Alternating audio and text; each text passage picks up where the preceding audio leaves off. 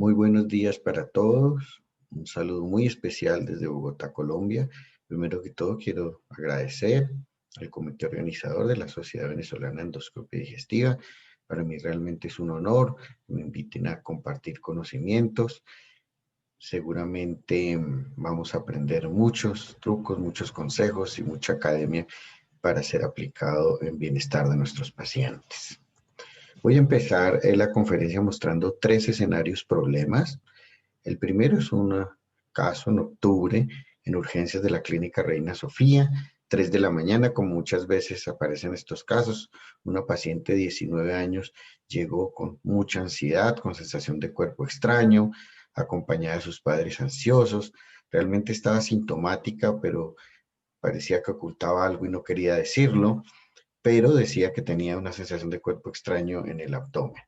Por tal razón le hicieron una radiografía donde apareció una imagen borrosa que al ampliarla se ven ustedes claramente una silueta de lo que parecía un cepillo de dientes y posteriormente cuando hicimos la endoscopia describimos el caso como el caso del cepillo de dientes en el estómago. Una paciente anoréxica involuntariamente había ingerido el cepillo de dientes, fue extraído con ASA bajo la ayuda del anestesiólogo. El segundo escenario problema es otro caso en urgencias de la Clínica Universitaria Colombia. A la 1 de la mañana, una niña de 16 años llegó con dolor abdominal porque, según decía, había comido incidentalmente una aguja mientras ayudaba a su abuela en costura.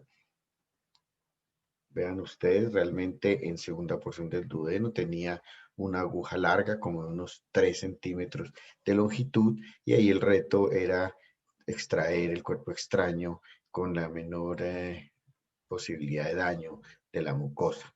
Posteriormente, esta niña siguió consultando varias veces y después encontramos que también consumía puntillas, llaveros, llaves y un extraño caso que denominamos el caso de la niña que comía metales, que nos enseñó mucho en la extracción de cuerpos extraños de diferentes formas. Así también aprendimos y escribimos una técnica por pura casualidad en la cual encontramos un método para extracción de agujas, como en este caso. Hicimos posteriormente el taller y la grabación. Mire que entramos con un asa y la protección plástica que tenía ahí cuando yo entré el equipo, en este caso fue Lilian, y pasé la asa y se venía la aguja y quedando protegida por el capuchón de plástico. Realmente fue sorprendente y fue más suerte que otra cosa, pero son técnicas que debemos compartir. Bueno, el escenario 3 es urgencias, Clínica Colombia, ya fue a las 8 de la mañana, un niño remitido porque al parecer se había comido una moneda, un niño de 1 año que no hablaba y efectivamente lo mostró la radiografía y en el video vemos que afortunadamente no había pasado, no había obstruido las vías aéreas y fue extraído fácilmente con una pinza de cuerpo extraño con la ayuda del anestesiólogo sin complicaciones. Bueno, todo esto nos hace generar unas preguntas que son los objetivos de la conferencia. ¿Qué tan importantes son la historia clínica y los síntomas en cuerpo extraño en tracto gastrointestinal alto? ¿Se debería realizar radiografía de tórax o en cuello siempre? ¿Está indicada la tomografía alguna vez? ¿Se pueden observar algunos casos sin necesidad de hacer endoscopia? ¿Cuándo es emergente la endoscopia y cuándo es urgente la endoscopia? Y algunos trucos que hemos aprendido en nuestras experiencias para estos procedimientos. Es por eso que en los próximos minutos hablaré sobre cuerpos extraños en tracto gastrointestinal alto. ¿Cuándo actuar? Entre la práctica y la evidencia. Ven ustedes que es importante decir que los cuerpos extraños son comunes en la práctica diaria. Todos los que estamos viendo esta conferencia hemos tenido alguna intervención en cuerpos extraños, pero afortunadamente la mayoría pasan espontáneamente en un porcentaje por encima del 80% y menos del 1% requieren de cirugía. Aquí una revisión sistemática de la literatura. Ven ustedes el timeline donde se muestra con las palabras claves que ven ustedes ahí el número de artículos publicados que iba en ascendencia por hasta el año 2018. Posteriormente un aplanamiento, después hay un descenso de las publicaciones en cuanto a este tema de cuerpos extraños. Esta es una búsqueda de los últimos 5 años de este tema. Miren ustedes que les voy a aconsejar tal vez uno de los mejores artículos que hay en la literatura y el de los más recientes de las guías europeas para extracción de los cuerpos extraños. Todos tenemos estas fotos, todos tenemos estas imágenes donde hemos visto a la izquierda de la revista, a la derecha el nuestro, y tenemos gran colección de cuerpos extraños que han sido extraídos de pacientes y todos tenemos en algún momento alguno de estos elementos extraídos. Miren ustedes que les traje un estudio descriptivo de nuestra clínica en cuerpos extraños en los últimos 10 años. Contarles que tenemos 1942 endoscopias por cuerpo extraño. Ahí muestra una gráfica de cajas y bigotes donde muestra el promedio de la edad. Es más o menos 60 años, entre 50 y 70. Varía el grupo de pacientes que nosotros tenemos con más frecuencia.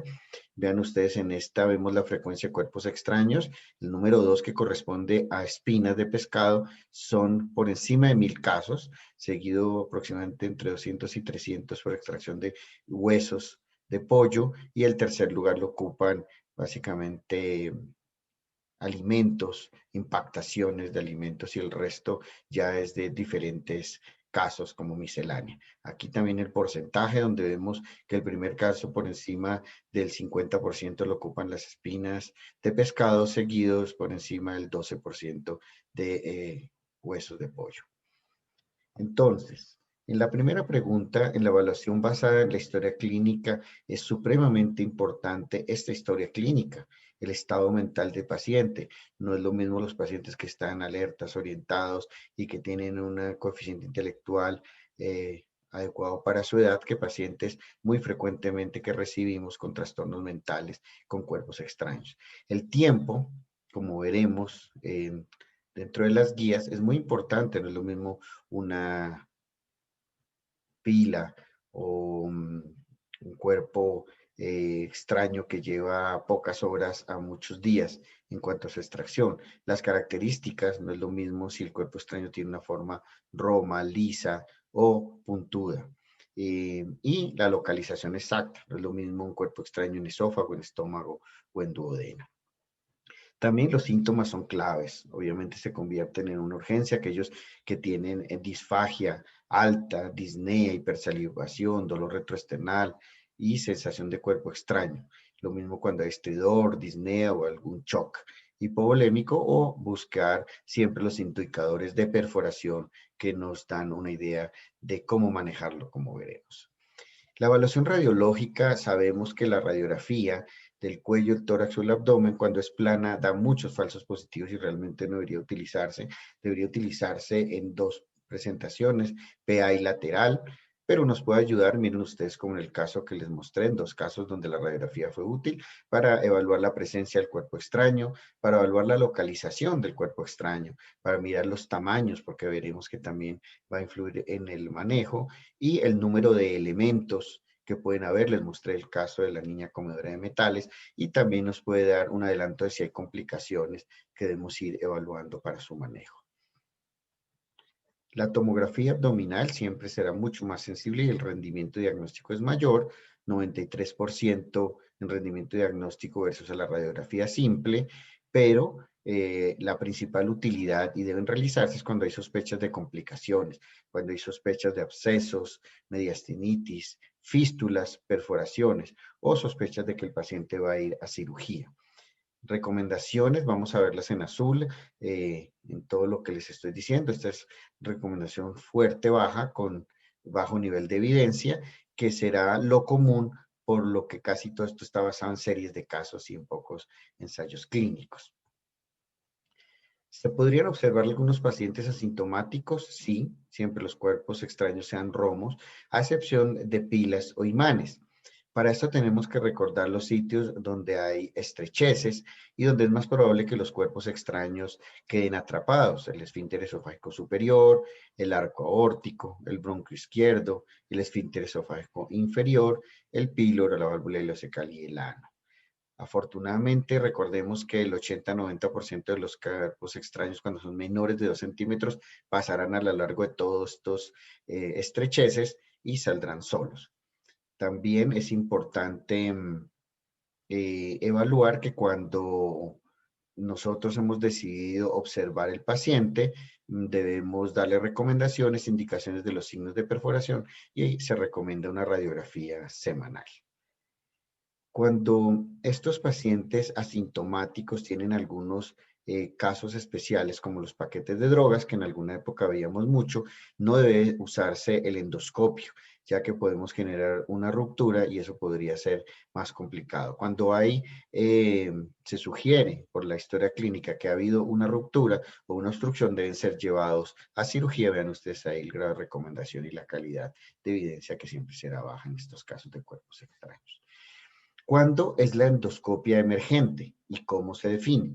Se define endoscopia emergente aquella que se debe realizar en las 2 a 6 horas siguientes a la ingesta del cuerpo extraño y son básicamente 3 elementos. Recordemos que entre más rápido actuemos, en estos casos el riesgo relativo de complicaciones es menor.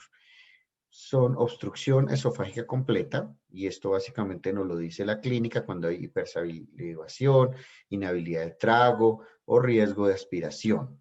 Segundo, cuando hay cuerpos extraños de punta afilada, porque la tasa de perforación es mucho más alta que cuando son romos o lisos, y cuando hay consumo de pilas o baterías, porque pueden generar descargas eléctricas en los sitios de estrecheces, generando injuria o daño químico y alcalino. Entonces, estos 3 casos es cuando la endoscopia es emergente: obstrucción esofágica completa, cuerpos extraños con punta afilada o pilas o baterías que están en el esófago. También cuando hay obstrucción, generalmente hemos visto todos con bolos alimentarios que algunas veces son muy sencillos de resolver, empujar gentilmente al estómago, pero en otras ocasiones todos hemos tenido casos con gran dificultad que nos toca ir a la imaginación, a la innovación, fragmentar los bolos alimentarios. Algunas veces es posible requerir pinzas de cuerpo extraño, cocodrilo, asas, canastillas, recurrir a la imaginación, y otras veces también podemos necesitar sobretubos para la extracción de elementos con paciencia. Cada caso es diferente. Es muy importante la evaluación etiológica e histológica de por qué se generó esta acumulación o este cuerpo extraño atrapado en el esófago o en el estómago. Recordemos que el 50% de las veces está asociado a enfermedad ácido péptica, pero no olvidemos y recordemos que la esofagititis eosinofílica también se presenta en un 40% de los casos. También pueden haber otros como cáncer, acalacias, espasmos, y se sugiere de una vez hacer el tratamiento, que en algunos casos puede ser la dilatación o el administrar inhibidores de bomba de protones, con la idea de ir avanzando el tratamiento de la etiología específica. ¿Cuándo y cómo se define endoscopia urgente? La endoscopia urgente es aquella que se debe realizar en las primeras 72 horas y se debe realizar ya cuando el imán, digamos, ha bajado del esófago y puede llegar al estómago. Se convierte en urgente, deja de ser emergente. Las pilas de disco, lo mismo cuando están en esófago, y hemos dicho que son emergentes, pero cuando bajan a estómago pueden ser urgentes. Y recordemos que los objetos entre 2 y 2.5 centímetros, probablemente mayor de esto no pasarán el píloro, entonces deben ser extraídos de una manera urgente por endoscopia. Recordemos que cuando son mayores de 5 centímetros probablemente no pasarán el duodeno y también se convierten en una endoscopia urgente para ser extraídos con esa recomendación y esa calidad de la evidencia. Aquí un resumen: cuando vemos cuándo debe ser emergente: en esófago, las baterías o los imanes, los cuerpos extraños con punta afilada, o cuando hay obstrucción, generalmente por bolos de alimentos. En esófago, todos estos son emergentes. También recomendamos, y dice la literatura y la evidencia, el uso de dispositivos de protección con la idea de disminuir riesgo. Siempre debemos tener en nuestra mente la idea de que debemos ayudar al paciente y evitar daños que a veces pueden generar grandes por extracción del cuerpo extraño. Es por eso que a veces debemos proteger la vía aérea para evitar la broncoaspiración, en algunos casos con sobretubos, o la prevención también en el uso, por ejemplo, de CAPS que nosotros utilizamos de rutina porque vemos que puede proteger la mucosa de daños de cuerpos extraños, sobre todo puntiagudos. Entonces recomendamos el uso de esos dispositivos de protección, igual que la literatura. Aquí traje un ensayo clínico, no son muchos los que hay acerca de cuerpos extraños, pero en este el manejo endoscópico con una capuchón para extracción de cuerpos extraños en la parte distal del tubo del endoscopio, en un ensayo clínico aleatorizado, mostró que cuando utilizábamos un CAP o una protección endoscópica al final, la endoscopia era igual de rápida o más rápida inclusive, y era más fácil para el operador extraer este cuerpo extraño y se sentía más seguro. Aquí tenemos diferentes dispositivos, los cuales tenemos todos que conocer, diferentes tipos de pinzas, diferentes tipos de asas, y debemos familiarizarnos previamente con ellos y saber siempre cuál puede ser el elemento que nos puede ayudar en un momento a resolver el problema del paciente. Aquí básicamente les muestro un modelo que hemos practicado en nuestros fellows. Nosotros hacemos talleres ocasionales donde mostramos diferentes tipos de cuerpos extraños dentro de estómagos de cerdos conectados al modelo, y depositamos en ese estómago diferentes tipos de elementos, romos, afilados, largos, cortos, circulares, y hacemos un entrenamiento de si debería extraerse o no y cuál sería la herramienta ideal para esta extracción. Tenemos varios de nuestros fellows de este momento, hoy en día ya algunos son docentes, extrayendo y mirando la práctica cuál sería la herramienta ideal. Ya para el final, para llevar a casa, quiero decirles que el análisis clínico, como les mostré, es clave para analizar si debería ser una endoscopia emergente, urgente, o podría observarse el caso. Decidir si observar o extraer este cuerpo extraño y qué es mejor y más conveniente para nuestro paciente. Decidir si es una endoscopia emergente en las primeras 6 horas o urgente en las primeras 72 horas. Decidir siempre la mejor protección del tracto gastrointestinal para cuidar la vía aérea de nuestro paciente. Decidir el mejor dispositivo, y por eso debemos conocerlos, y siempre estar preparado, y sobre todo entrenar y generar talleres con nuestros fellows, nuestros residentes, con la idea de saber cuáles elementos tenemos y con cuáles podemos contar y hacerlos familiares para nosotros. Muchas gracias, felicitaciones al grupo organizador, y estamos en contacto.